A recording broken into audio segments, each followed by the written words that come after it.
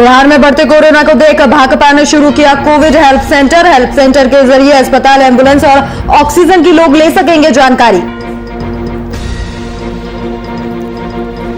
JDU पूर्व विधायक ने नाइट कर्फ्यू की उड़ाई जमकर धज्जियां। बाहुबली मुन्ना शुक्ला ने जुटाई हजारों की भीड़। अभिनेत्री अक्षरा सिंह ने लगाए ठुमके।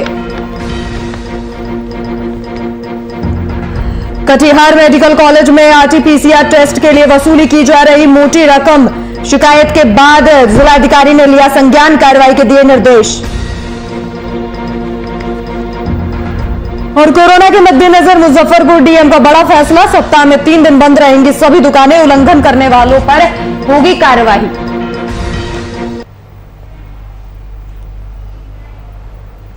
नमस्कार, आप देख रहे हैं वीआईपी न्यूज और मैं हूं आपके साथ राखी लांबा। कोरोना से देश भर में हाहाकार मचा हुआ है। प्रतिदिन 3 लाख से ज्यादा मामले सामने आ रहे हैं। कोरोना की दूसरी वेव से स्वास्थ्य सेवाएं बिल्कुल चरमरा गई हैं। सरकार ने लॉकडाउन और नाइट कर्फ्यू जैसे कड़े फैसले तो लिए, लेकिन उसका कितना पालन हो रहा है वो आप इस रिपोर्ट में देख सकेंगे।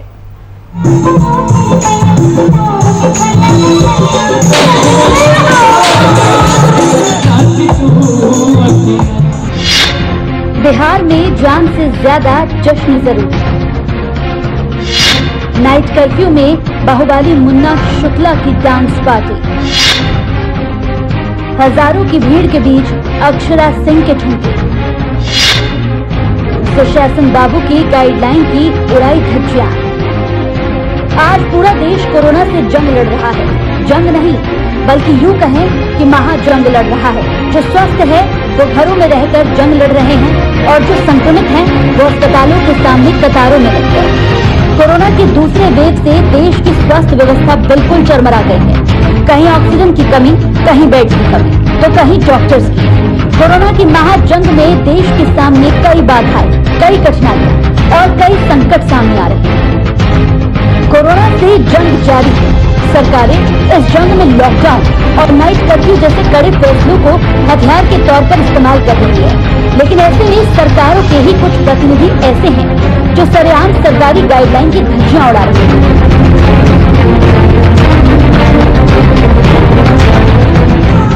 ऐसे ही कारनामों की फहरिस्त में आए हैं बिहार की पूर्व विधायक बाहुबली मुन्ना शुक्ला।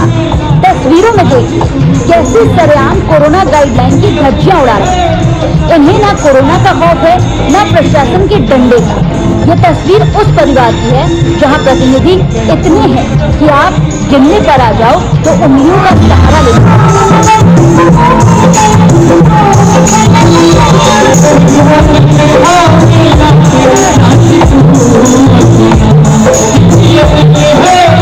मामला वैशाली जिले के लालगंज का है, जहां जेडीयू की पूर्व विधायक अन्नू शुक्ला और उनके पति बाहुबली मुन्ना शुक्ला ने नाइट कर्फ्यू के दौरान ग्रैंड डांस पार्टी का आयोजन किया।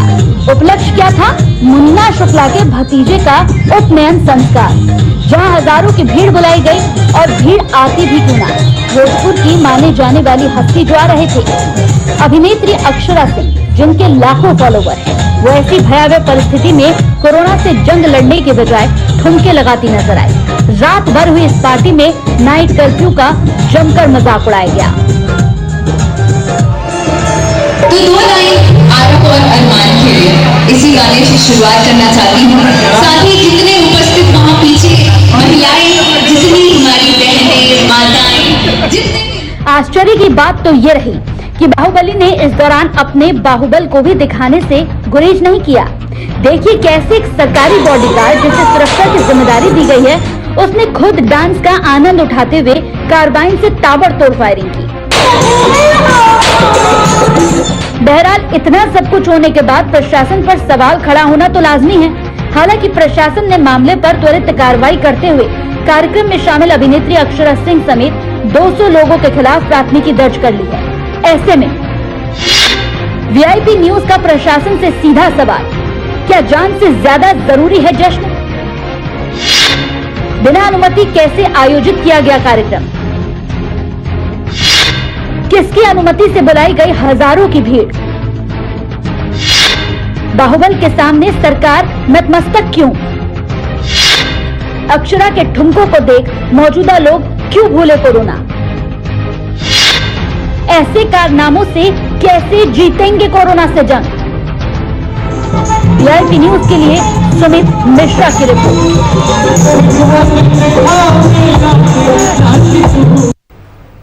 बिहार में कोरोना के कहर को देखते हुए अस्पताल के साथ साथ राजनीतिक पार्टियों ने भी कोविड हेल्पलाइन सेंटर की शुरुआत कर दी है। पटना में भाकपा माले की ओर से शुरू किया गया है कोविड हेल्पलाइन सेंटर में ऑक्सीजन, हॉस्पिटल में बेड, वेंटिलेटर जैसी उपलब्धता की जानकारी दी जा रही है। इसके साथ ही आइसा की टीम ने सहायता केंद्र पर मोर्चा संभाल लिया है। पटना के छज्जू बाग स्थित माले विधायक दल कार्यालय में ये हेल्पलाइन सेंटर आरंभ किया गया। आइसा और इनोस के कार्यकर्ताओं ने कोविड मरीजों की हर संभव सहायता के लिए मोर्चा संभाल लिया है।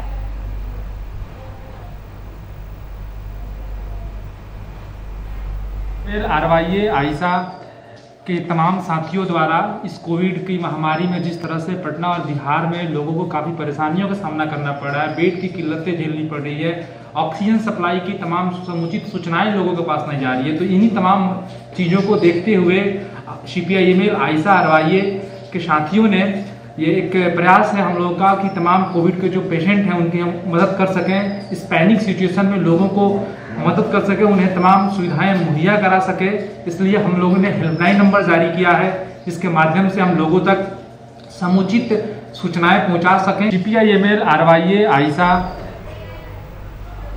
कोविड-19 के संक्रमण के डर से एक और जहां लोगों ने अपने आप को घरों में बंद कर लिया है और जरूरत पड़ने पर ही लोग घरों से बाहर निकल रहे हैं, वहीं दूसरी ओर जाप अध्यक्ष पप्पू यादव लगातार सूबे के सरकारी अस्पतालों का रुख करते नजर आ रहे हैं।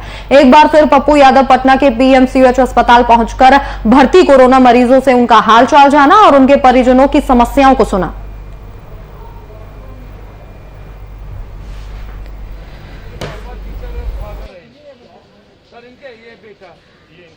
मैंने पहले कहा कि PMCH को ऑटोनोमस बॉडी बनाओ, कंप्लीट ऑटोनोमस करो IGMS और एम्स की तरह।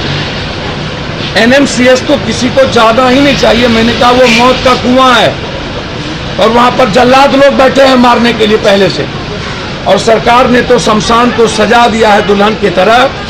आप जाइए, अब तो कल से ये बात हो गई, लाइन लगने की जरूरत नहीं है, पहले से ही तैयार है, पहले से तैयार है। आप जाइए, अपने बाप को, अपने बेटे को वहां जाकर के मार दीजिए, जला दीजिए। इससे ज्यादा मैं नहीं कह सकता हूँ कुछ।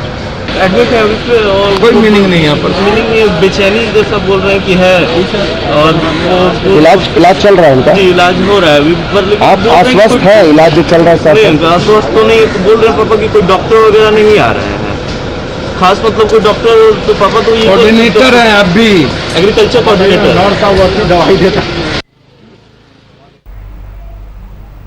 वहीं देश में बढ़ते कोरोना संक्रमण से निपटने के लिए जहां केंद्र सरकार की तत्परता देखने को मिल रही है, वहीं बिहार सरकार भी अपने राज्य में बढ़ते कोरोना संक्रमण और हो रही मौतों को लेकर काफी गंभीर नजर आ रही है। इसी सिलसिले में बिहार के अल्पसंख्यक कल्याण मंत्री मोहम्मद जमा खान कैमूर ने सभी सरकारी अस्पतालों का निरीक्षण कर अस्पतालों की विधि व्यवस्था की जानकारी ली और सभी वरिष्ठ स्वास्थ्य अधिकारियों को आवश्यक दिशा निर्देश दिए।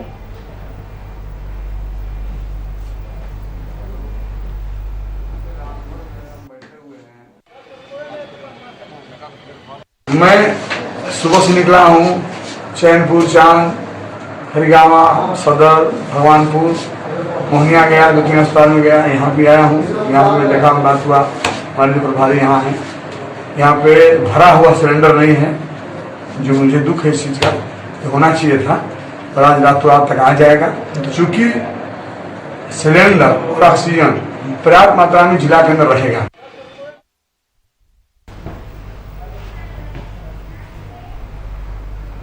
वहीं मुजफ्फरपुर जिले में कोरोना के पीड़ित मरीजों के लिए एक अच्छी खबर सामने आई है। बिहार सरकार में नगर विकास और आवास विभाग के ही पूर्व मंत्री सुरेश शर्मा ने एक बड़ी पहल करते हुए अपने मेडिकल कॉलेज में 90 बेड के ICU के कोविड केयर वार्ड के लिए दिए हैं। इसको लेकर जिला प्रशासन की तरफ से भी इसके लिए मंजूरी मिल गई है। आपको बता दें कि जिले में मेडिकल कॉलेज के बाद आधा दर्जन से ज्यादा की संख्या में कोविड अस्पताल के द्वारा नो बेड का बोर्ड लगाया गया था, जिसको देखते हुए पूर्व वित्त मंत्री ने पहल की है। अब इससे मरीजों को बेहतर इलाज मिल पाएगा।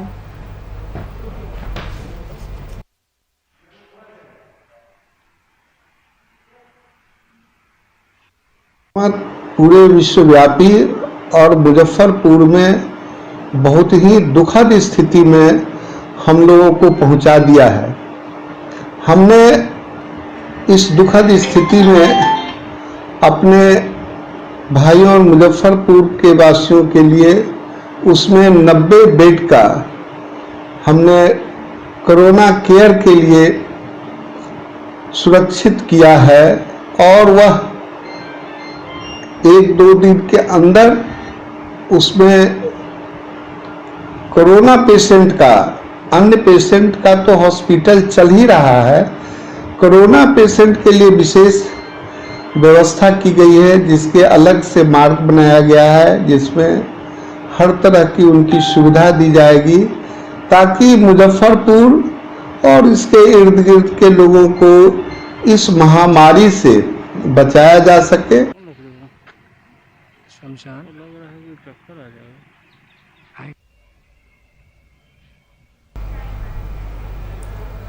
एक और जहां वैश्विक महामारी कोरोना संक्रमण से लोग परेशान हैं, वहीं लोग बांका जिला प्रशासन और पुलिस से परेशान हैं।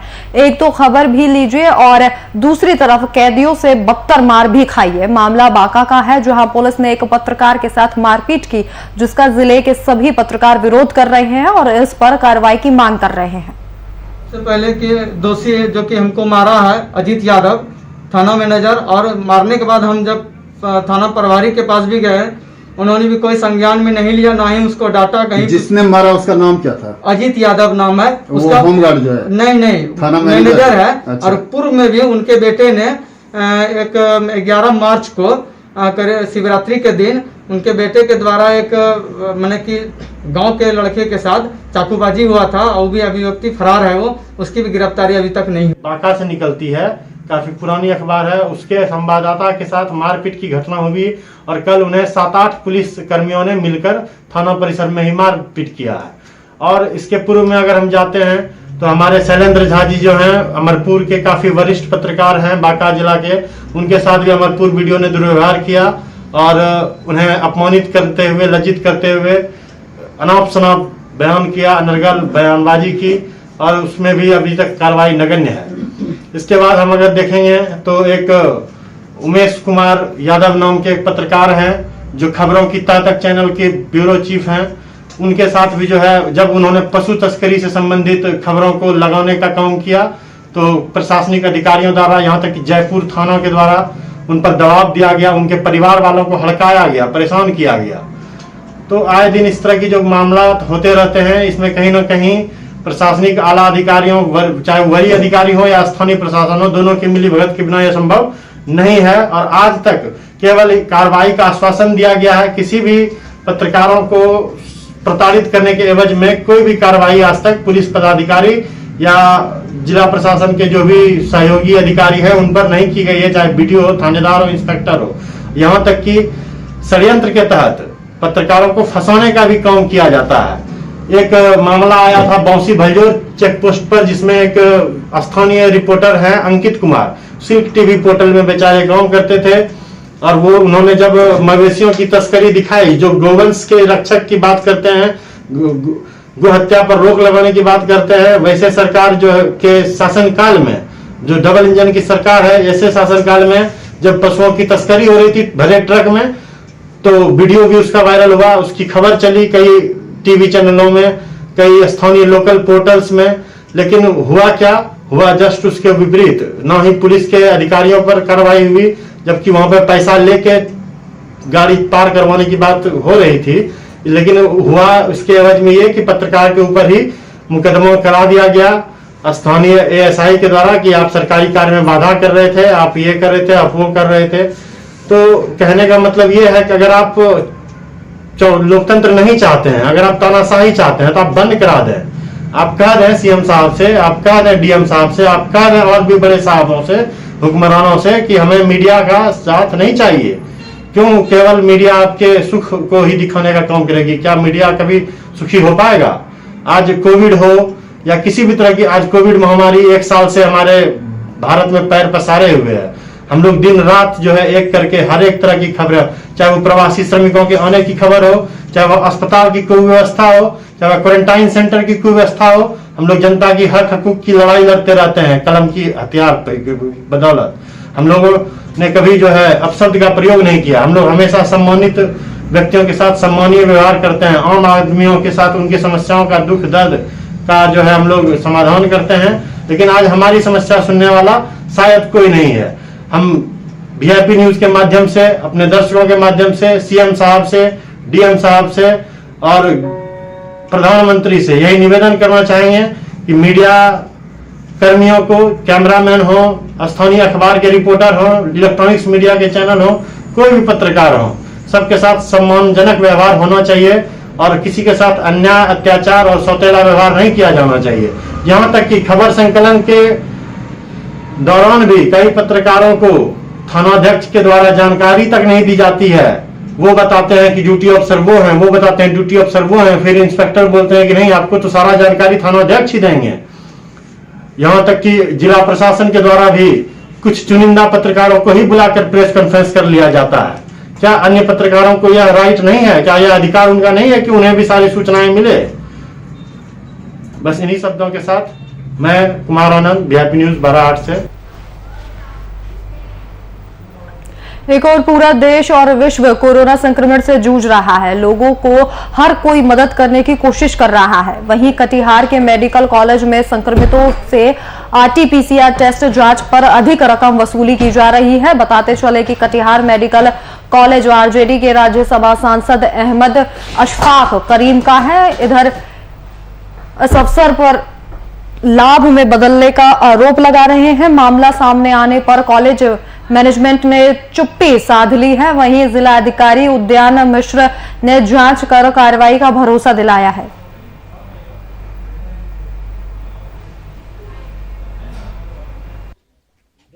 इकतीस दिन को हम बीमार हो गए थे, इसके बाद मेडिकल कॉलेज गए, मैंने वहाँ एडमिट हो गए हम 31 दिन को। 1/4 को मेरा बहुत सारा जांच हुआ, जिसमें आरटी-पीसीआर जांच भी हुआ था कोरोना का, तो जिसका चार्ज हमसे 2800 रुपया लिया गया है। मैंने 2500 रुपया प्लस कलेक्शन का 300 रुपया। कुल कितना दिया?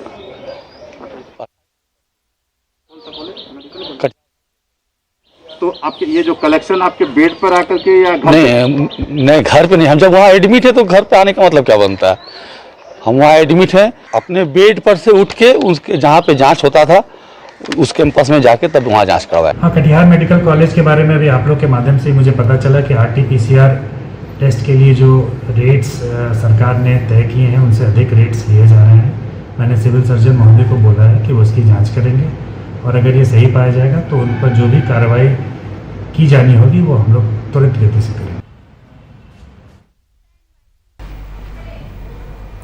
देश भर में कोरोना का संक्रमण के मामलों में लगातार इजाफा हो रहा है, फिर भी बड़ी संख्या में लोग अब भी मास्क का प्रयोग नहीं कर रहे हैं। मुजफ्फरपुर में भी कोरोना ने अपने पैर तेजी से पसार रहा है, फिर लोग यहां मास्क नहीं लगा रहे, जिसको देखते हुए जिला प्रशासन मास्क चेकिंग अभियान चला रहा है, जिससे लोग सतर्क हो सके और अपनी सुरक्षा के लिए मास्क लगा लिया जाए। जिला प्रशासन ने इस मौके पर कई लोगों के चालान भी काटे जिन्होंने मास्क नहीं पहना हुआ था। वहीं वीआईपी न्यूज भी आपसे मास्क पहनने की लगातार अपील कर रहा है। मास्क जरूर पहने, इसके साथ ही सोशल डिस्टेंसिंग का भी पालन करें।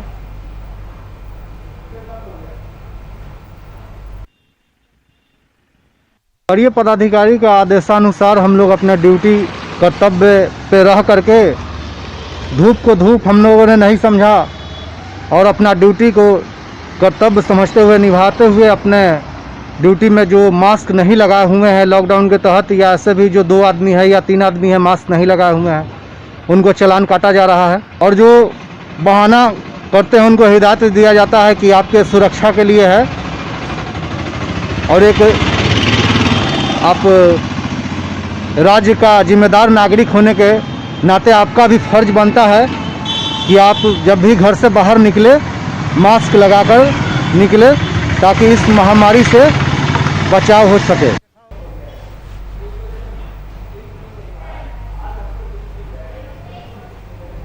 तो अब खबर कैमूर से है, जहां शादी करने के लिए घर लौट रहे व्यक्ति की ट्रेन के नीचे आने से मौत हो गई। युवक का शव कैमूर के बोहनिया स्टेशन की पटरी पर मिला। मृतक की पहचान भभुआ थाना क्षेत्र के कवार गांव निवासी अजीत कुमार सिंह के रूप में की गई है। पुलिस ने शव को कब्जे में ले लिया है और तफ्तीश में जुटी हुई है।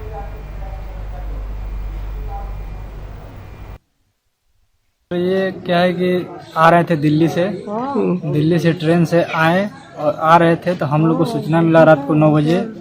कोई गांव का वहां के पास का फ़ोन किया कि उनके बैग में जो डायरी मिला उससे इस नाम के आदमी का एक्सीडेंट हो गया है जो स्पॉट डेथ कर गए हैं। तो हम लोग अपने घर से गांव के लोगों को लेके स्कॉर्पियो से वहां पर तुरंत अपन पहुंचे तो देखे कि नहीं, बॉडी जो था वो मेरे भाई का ही था।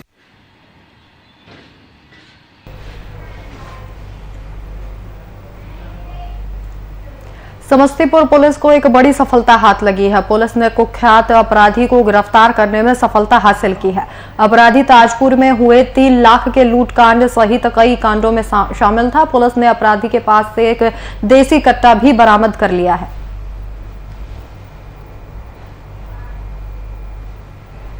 राहुल सहनी जो फतेहपुर का रहने वाला है, एक महत्वपूर्ण क्रिमिनल रहा है, जो समझ सकते हैं कि अभी तक 6 कांडों में और सभी लूट के कांड हैं उसमें फरार चल रहा था वैशाली जिला से। इसके अलावा आपको याद होगा कि पिछले वर्ष 2019 में सुधा का एक सेंटर का लूट कांड हुआ था, उसमें भी यह शामिल था और उसके बाद से फरार चल रहा था। कल दिनांक 24 को इसकी गिरफ्तारी ताजपुर रोड से हुई है। एक महत्वपूर्ण उपलब्धि है। इससे पूछताछ वृहद तौर पर किया गया है, जिसमें पिछले दिनों जो 13/4 को और 6/4 को एक लूट हुई थी ताजपुर थाना क्षेत्र में और एक मुफस्सिल थाना क्षेत्र में, उसके बारे में भी इसने अपनी संलिप्तता स्वीकार की है।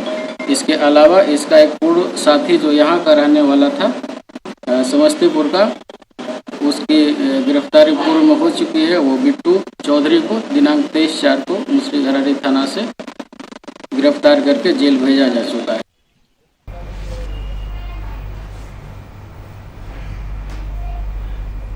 कोरोना के रोगियों को पर्याप्त मात्रा में ऑक्सीजन उपलब्ध कराने को लेकर डीएम शशांक शुभांकर एसपी मानवजीत सिंह ढिल्लों ने समस्तीपुर के कर्पूरी ग्राम स्थित चंदुका एयर गैस प्लांट का निरीक्षण किया। निरीक्षण की कड़ी में जिलाधिकारी ने चंदुका एयर गैस प्लांट के प्रोप्राइटर को गैस आपूर्ति कराने के दिशा निर्देश दिए।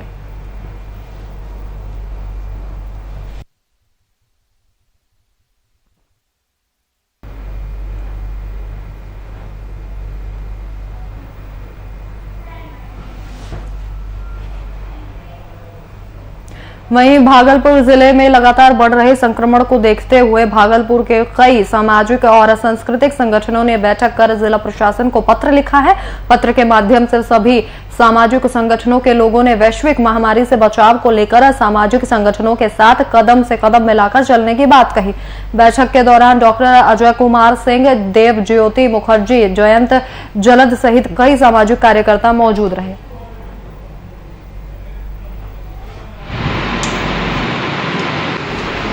ये मुख्य रूप से हम लोगों ने ये प्रेस कॉन्फ्रेंस जो बुलाई है, ये हम लोग ने गंगा मुक्ति आंदोलन की ओर से एक शुरुआत की थी कि स्थानीय संगठनों से बातचीत किया जाए और उनके बातचीत से कुछ सुझाव तैयार करके हम लोग प्रशासन को दें, क्योंकि पिछले साल भर से जो ये चल रहा है इसमें प्रशासन अलग थलग काम कर रहा है और जन संगठनों से उसका कोई सहयोग नहीं है।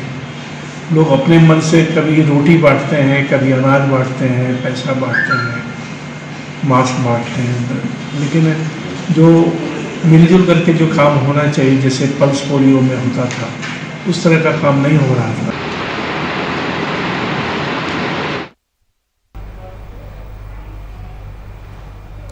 मुजफ्फरपुर जिले में लगातार बढ़ते संक्रमण को लेकर डीएम प्रणव कुमार ने सप्ताह में 3 दिन जिले में अति आवश्यक सेवाओं की दुकानों को छोड़कर बाकी सभी दुकानों को बंद रखने के निर्देश दिए हैं, जिस आदेश का पालन कराने को लेकर डीएसपी टाउन राम पासवान के नेतृत्व में कई थानों की पुलिस और क्यूआरटी की टीम ने शहर के विभिन्न चौक चौराहों पर कार्रवाई की। इस दौरान 0 माइल चौक पर बेवजह सड़कों पर घूमने वाले लोगों पर लाठियां बरसाई गई और बसों में भी ज्यादा भीड़ देखकर बस के ड्राइवर पर भी पुलिस बल ने लाठियां चटकाई और उन्हें नियम का पालन करने की सख्त हिदायत दी।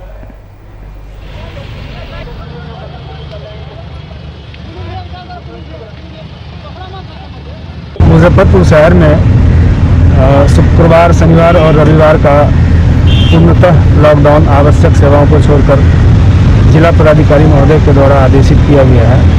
उसी के अनुपालन में अभी भैयापुर थाना अंतर्गत 0 माइल पर हम लोग कार्रवाई कर रहे हैं। जो भी आदमी बेवजह का घूम रहे हैं उनके विरुद्ध कार्रवाई की जा रही है।